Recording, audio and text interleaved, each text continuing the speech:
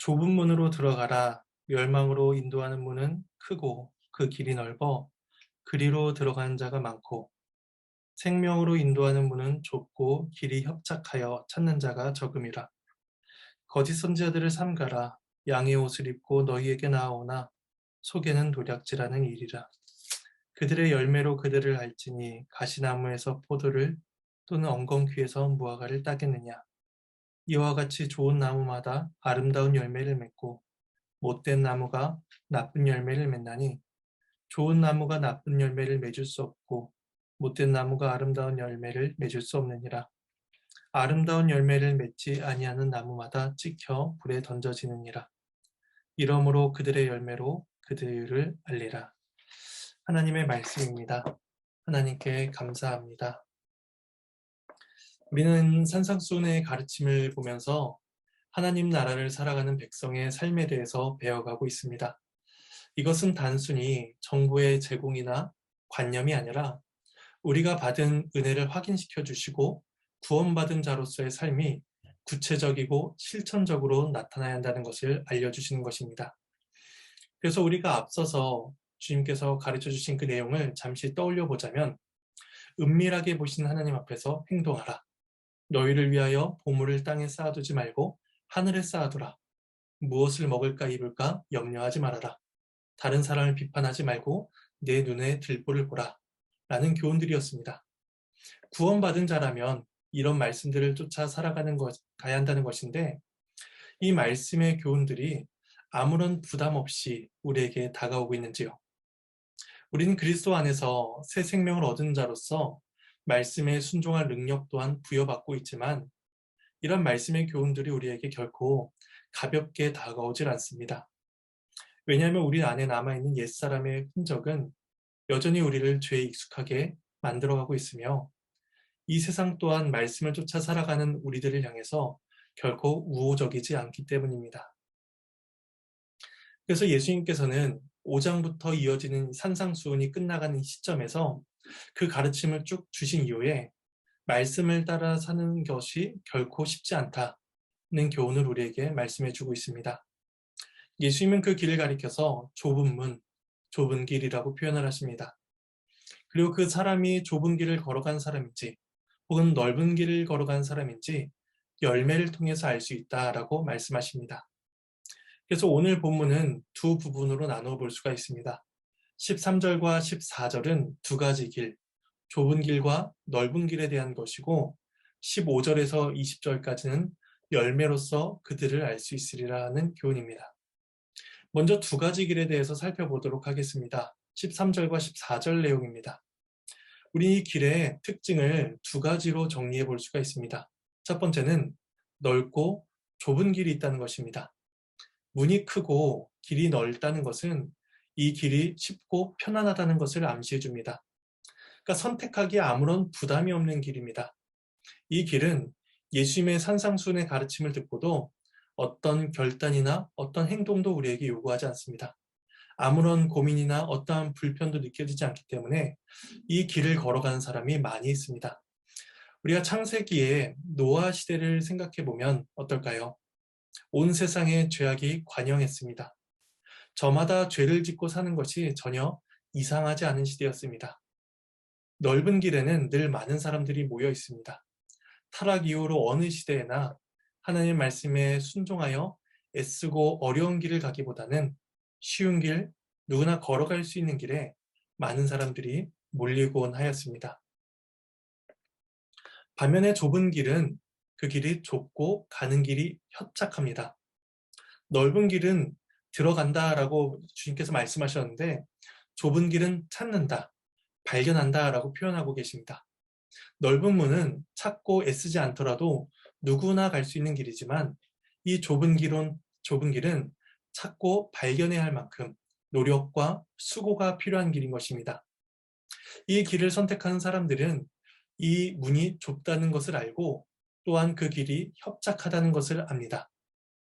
넓은 길인 줄 알고 열어보았더니 좁고 협착한 길이 아니라 좁은 길인 줄 알고 그 문을 찾아 들어간 사람인 것입니다. 그리스도의 제자들은 그 문이 어려운 고난의 길이라는 것을 알면서도 그 길을 찾아가는 사람들입니다. 두 번째 특징은 그 길의 결과가 이미 알려져 있다는 것입니다. 크고 넓은 길은 멸망하는 곳이며 좁고 협착한 길은 생명으로 인도하는 길입니다. 생명과 멸망이 확정되어 기다리고 있는 길입니다. 생명의 길인 줄 알고 들어갔는데 멸망이 기다리는 길은 없습니다. 반대로 멸망의 길인 줄 알면서 들어갔는데 생명이 주어지는 길은 존재하지 않습니다. 그리스도인들이 좁은 길을 걸어가면서 소망을 갖는 이유는 무엇일까요? 그것은 하나님께서 우리의 발걸음을 지켜주셔서 실족하여 넘어지지 않게 하신다는 것을 알기 때문입니다. 지금은 비록 고난의 길을 걸어가고 있지만 그 길을 걸어가는 자에게는 영원한 생명이 약속으로 주어지고 있다는 사실을 우린 또한 알고 있습니다. 따라서 이 길을 걸어가는 사람들 중에는 낙오자가 없습니다. 좁은 길에서 이탈하여 멸망으로 들어가는 사람은 존재하지 않습니다. 하나님께서 선택하셔서 좁은 길로 부름을 받고 있는 사람은 모두 다 생명을 향해 걸어가고 있으며 그 길 가운데에 생명을 맛보고 있는 자들인 것입니다. 이것이 좁은 길을 가는 사람의 신자의 위로이며 소매인 것입니다. 반면에 넓은 길은 멸망으로 인도하는 문입니다. 넓은 길을 가는 사람들은 계명의 요구를 받지 않고 자유롭고 편안하게 살아갑니다. 그들은 자신의 의지대로 사는 것이 진정한 자유이며 살아있음을 만끽하는 것이다 라고 생각합니다. 자신이 누리는 쾌락과 만족, 기쁨들이 자신의 삶을 역동적으로 만들고 있다라고 그들은 생각합니다. 하지만 그것은 멸망이 제공하는 환각과도 같은 것입니다. 그들이 살아있는 것처럼 느끼게 하지만 점점 더 그들을 죽음으로, 사망으로 데려갈 뿐입니다. 넓은 길의 끝에는 멸망이 기다리고 있다라고 주님께서는 말씀하십니다. 이렇게 좁은 길과 넓은 길의 두 가지 특징을 말씀하신 이후에 이어지는 두 번째 단락에서는 좁은 길을 걸어간 사람인지 넓은 길을 걸어간 사람인지 열매를 통해서 알 수 있다라고 교훈해 주십니다. 열매를 통해서 그 사람이 어떤 길을 가는 사람인가 그것을 알아야 하는 이유가 있습니다. 왜냐하면 15절에서 말씀하듯이 거짓 선지자들이 있기 때문입니다. 그들은 사람들이 좁은 길을 버리고 넓은 길을 선택하게 함으로써 멸망으로 이끌어가는 사람들입니다. 그들은 겉보기에는 양의 옷을 입고 있어서 착하고 순결하여 하나님의 뜻을 따르는 사람들처럼 비춰집니다. 그러나 실제로는 양의 것을 빼앗고 심지어는 그 목숨까지도 위협하고 빼앗는 것이 바로 거짓 선지자들입니다. 그런데 참 어려운 점은 이들을 분간하기 어렵다는 것입니다. 그들이 양의 탈을 쓰고 있기 때문입니다. 그렇다면 이들을 어떻게 분간할 수가 있을까요? 예수님께서는 열매를 통해서 알 수 있다고 가르쳐 주십니다. 가시나무에서 엉겅퀴를 낼 수 없고 좋은 나무에서 나쁜 열매를 맺을 수 없다시 각 사람은 열매를 통해서 자신이 어떤 길을 걸어가고 있는 사람인지를 확인할 수가 있는 것입니다. 그래서 이것은 거짓 선지자에게만 해당되는 말씀은 아닙니다. 모든 사람들은 각각의 열매를 맺으면서 살아갑니다. 아무도 가시나무가 포도를 맺거나 엉겅퀴가 무화과를 맺을 것을 기대하지 않습니다. 좋은 나무는 좋은 열매를 맺고 나쁜 나무는 나쁜 열매를 맺기 때문입니다. 그러면 우리는 어떤 열매를 맺으면서 살아가고 있을까요? 어떤 열매를 맺고 있습니까? 라는 이 질문 앞에 우리 중에 어느 누구도 자신 있게 제가 풍성하고 좋은 열매를 맺고 있습니다 라고 답할 수 있는 사람은 그리 많지 않을 것입니다. 왜냐하면 우리는 우리 자신의 연약함을 잘 알고 있기 때문입니다. 오히려 우리는 우리의 삶을 보면서 혹 내가 나쁜 열매를 맺고 있는 것은 아닐까 하는 두려움이 생기기도 합니다. 이때 우리가 생각할 것은 이 한 가지입니다. 그것은 나무가 어떻게 하느냐에 따라서 열매의 종류가 달라지는 것이 아니라 애초에 어떤 나무이냐가 그 열매를 결정한다는 사실입니다. 열매는 그 나무의 본질을 반영하고 드러내주는 것입니다. 좋은 열매와 나쁜 열매는 같은 종류의 다른 상태를 의미하는 것이 아닙니다. 가령 포도나무에서 튼실하지 못한 포도송이가 맺어졌습니다. 열매도 작고 당도도 떨어지는 포도송이를 보면서 우리는 그 열매를 보고 나쁜 열매라고 이야기하지 않습니다. 포도 열매인데 그 열매가 충분히 자라지 못했을 뿐입니다. 그렇다면 우리가 어떤 열매를 맺고 있습니까? 라는 이 질문 앞에 우리가 맺게 된 열매의 본질을 우리는 생각해 보아야 합니다. 예수님께서는 산상수훈을 시작하시면서 팔복을 말씀하셨습니다. 그리고 그 팔복은 구원받기 위한 조건이나 좋은 나무가 되기 위한 선제 조건이 아니라 하나님 나라의 백성된 자들에게 나타나는 복임을 우리에게 알려주십니다. 따라서 우리 안에 의에 대한 갈망이 있음을 우리는 보게 됩니다.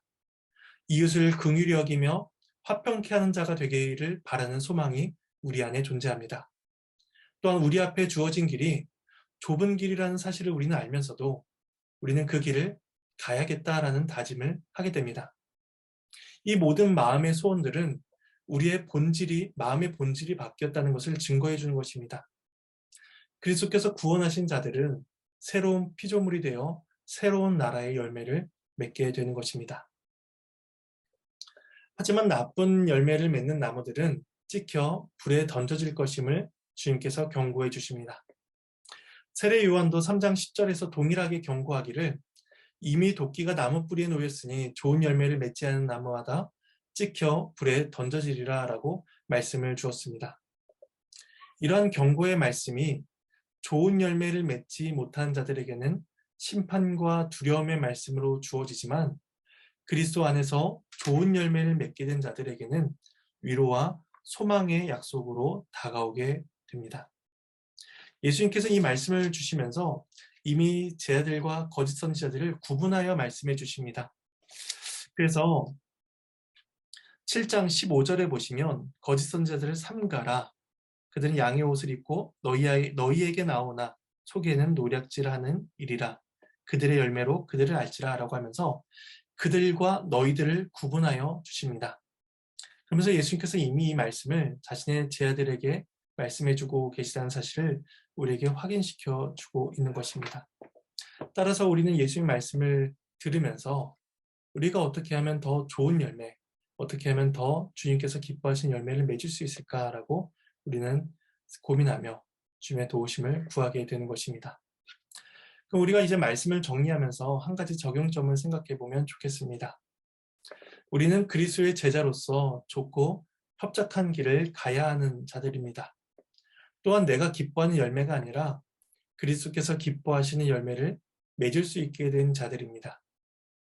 그렇다면 오늘 우리에게 주어진 삶 속에서 우리가 걸어가야 될 좁은 길은 무엇이며 또 내가 맺어야 할 열매가 무엇인가 우리는 살펴보아야 할 것입니다.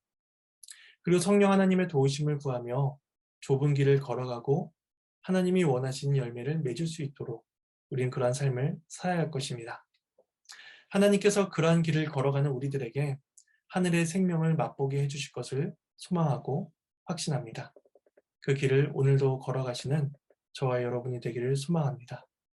이 시간 말씀을 기억하시면서 잠시 기도하시겠습니다.